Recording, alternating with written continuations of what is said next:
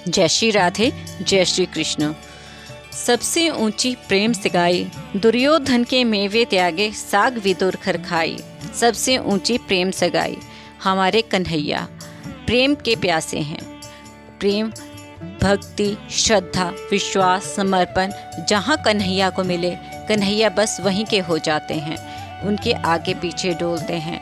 उनके घर के साग खाने में भी उन्हें मिठास मिलता है। परंतु जो अहंकार, ईर्ष्या, द्वेष, अभिमान में प्रभु को करोड़ों की संपत्ति भी दान करता है, प्रभु को स्वीकार नहीं है, क्योंकि वो तो स्वयं ही श्रीपति हैं, उन्हें कोई कमी नहीं है।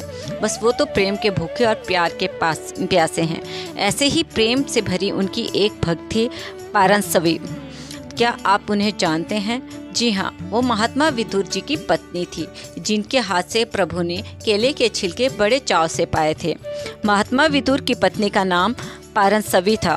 पारंसवी का भगवान श्री कृष्ण के प्रति अनन्य प्रेम, अनन्य भक्ति थी। महात्मा विदुर हस्तिनापुर के प्रधानमंत्री होने के साथ साथ आदर्श भगवत भक्त, उच्च कोटि के साधु और स्पष्टवादी थे। यही कारण था कि दुर्योधन उनसे सदा नाराज ही रहा करता था तथा समय असमय उनकी निंदा करता रहता था। धृतराष्ट्र और भीष्म पितामह से अनन्य प्रेम की वजह से दुर्योधन के द्वारा किए जाने वाले अपमान को सहर्ष स्वीकार कर लेते थे। हस्तिनापुर के एक प्रधानमंत्री होने के नाते बाद भी उनका रहन सहन एक संत की तरह था। श्री कृष्ण में इनकी अनुपम प्रीति थी। इनकी धर्म पत्नी पारंसवी भी परम साध्वी, त्याग मूर्ति तथा भगवत भक्तिमयी थी। भगवान श्री कृष्ण जब दूत बनकर संधि का प्रस्ताव लेकर हस्तिनापुर पधारे, तब दुर्योधन ने प्रेम रहित महान स्वागत सत्कार किया। दुर्योधन द्वारा संधि प्रस्ताव को अस्वीकार करने के उपरांत दुर्योधन ने उन्हें रात्रि विश्राम और भोजन आदि करने को कहा। भाव रहित दुर्योधन का यह आतिथ्य श्री कृष्ण ने अस्वीकार कर दिया। कारण पूछने पर श्री कृष्ण ने कहा, हे दुर्योधन, किसी का आतिथ्य स्वीकार करने के 3 कारण होते हैं: भाव, प्रभाव और अभाव। अर्थात तुम्हारा भाव ऐसा नहीं है जिसके वशीभूत होकर तुम्हारा आतिथ्य स्वीकार कर सकूं। तुम्हारा प्रभाव भी ऐसा नहीं है जिससे भयभीत होकर तुम्हारा आतिथ्य स्वीकार किया जाए, तथा मुझे ऐसा अभाव भी नहीं है जिससे मजबूर होकर तुम्हारा आतिथ्य स्वीकार किया जाए। इसके बाद श्री कृष्ण ने वहाँ से प्रस्थान कर लिया। श्री कृष्ण महात्मा विदुर और उनकी धर्मपत्नी पारंसवी के भाव को जानते थे। दुर्योधन के महल से निकलकर वे महात्मा विदुर के आश्रम रूपी घर में पहुँचे। महात्मा विदुर उस समय घर पर नहीं थे तथा पारंसवी नहा रही थी। द्वार से श्री कृष्ण ने आवाज़ दी, द्वार खोलो, मैं श्री कृष्ण हूँ और बहुत भूखा हूँ। पारंसवी ने जैसे ही श्री कृष्ण की पुकार सुनी तो भाव के वशीभूत होकर तुरंत वैसी ही स्थिति में दौड़कर द्वार खोलने आ गई। उनकी अवस्था को देखकर अपना पीताम्बर पारंसवी पर डाल दिया कन्हैया ने। प्रेम दीवानी पारंसवी को अपने तन की तो सुध ही कहाँ थी। उसका ध्यान तो सिर्फ इस पर था कि द्वार पर श्री कृष्ण हैं और भूखे हैं। पारंसवी श्री कृष्ण का हाथ पकड़कर अंदर खींचते हुए ले आई। श्री कृष्ण की क्षुधा शांत करने के लिए उन्होंने क्या खिलाए, यही कौतूहल उनके मस्तिष्क में चल रहा था।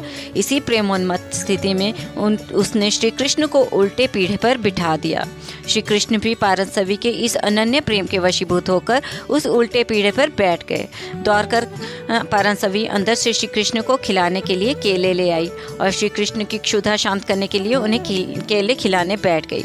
श्री कृष्ण प्रेम के भाव में इतनी मग्न थी कि वह केले छिल छिल कर श्री कृष्ण को छिलके खाने को देती जा रही थी और गूदा फेंकती जा रही थी। श्री कृष्ण भी पारंसवी के इस अनन्य प्रेम के वशीभूत होकर केले के छिलके खाने का आनंद ले रहे थे। तभी महात्मा विदुर आ गए। वे कुछ देर तो स्तंभित होकर खड़े रहे।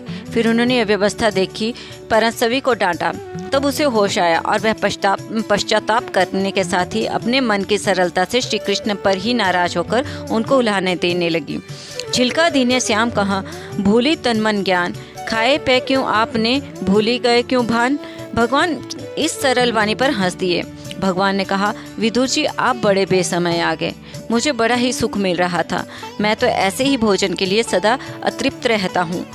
विदुर जी भगवान को केले का गूदा खिलाने लगे। भगवान ने कहा, विदुर जी, आपने केले तो मुझे बड़ी सावधानी से खिलाए, पर ना मालूम क्यों इन केलों में छिलके जैसा स्वाद नहीं। विदुर पत्नी के नेत्रों से प्रेम के आंसू झर रहे थे। ऐसा होता है भक्तों का प्रेमानंद, जिसके भगवान भी सदा भूखे रहते हैं। इसलिए जब भी भगवान की सेवा करें पूरे भाव से करें, श्रद्धा से करें, चाव से करें, तो अवश्य भगवान आपके भाव सहित भोग को स्वीकार करेंगे। परंतु यदि आप अश्रद्धा से, भाव रहित होकर भगवान को कितना भी भोग लगा लें, भगवान उसे स्वीकार नहीं करेंगे। जय श्री राधे, जय श्री कृष्णा। तो आपको भक्त पारसवी की कथा कैसी लगी? यदि पसंद आई तो कृपया इस वीडियो को लाइक करें, शेयर करें और हमारे चैनल को सब्सक्राइब करें। जय श्री राधे, जय श्री कृष्ण।